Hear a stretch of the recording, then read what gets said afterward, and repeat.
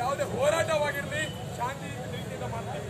ಆದರೆ ಇವತ್ತು ನಮಗೆ ನಮ್ಮ ಸಮಾಜಕ್ಕೆ ಧಕ್ಕೆ ಬಂದಿದೆ.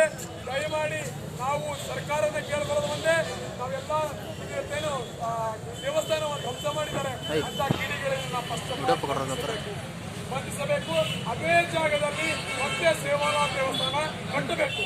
ಕಟ್ಟಿದಾಗ ಮಾತ್ರ ನಮ್ಮ ಸಮಾಜಕ್ಕೆ ಒಂದು ಮೂರನೇದು ಬಂದು ಶಾಲೆ ಸೇವಾ ಏರ್ಪೋರ್ಟ್ ವಿಮಾನ ನಿಲ್ದಾಣ ಏನಿದೆ ಅದಕ್ಕೆ ಎಲ್ಲಾ ರೀತಿಯಿಂದ ಒತ್ತಡ ಇದೆ. ಸೇವಾಲಾಲ್ ದೇವಸ್ಥಾನ ಸೇವಾಲಾಲ್ ಹೆಸರನ್ನ ಇಡಬೇಕು. ಯಾಕೆ ಇಡಬೇಕಂದ್ರೆ ಆ ಸಂತ ಶ್ರೀ ಸೇವಾಲಾಲ್ ಹೆಸರನ್ನ ಏರ್ಪೋರ್ಟ್ಗೆ ಇಡಬೇಕಂತ ನಮ್ಮ ಬೇಡಿಕೆ ಇದೆ. 70% ಜಮೀನು ತಗೊಂಡಿದ್ದಾರೆ, ಅಲ್ಲಿ ಕಳ್ಕೊಂಡಿದ್ದಾರೆ. ನಮ್ಮ ಸಮಾಜದ ಕಳ್ಕೊಂಡಿದ್ದಾರೆ ಜಮೀನ. ಅಲ್ಲಿ ಪ್ರತಿಯೊಂದು ಮನೆಗೆ ಅವರಿಗೆ ಉದ್ಯೋಗಾವಕಾಶ ಕೊಡಬೇಕು. ಇದು ನಮ್ಮ ಹೋರಾಟವಾಗಿದೆ.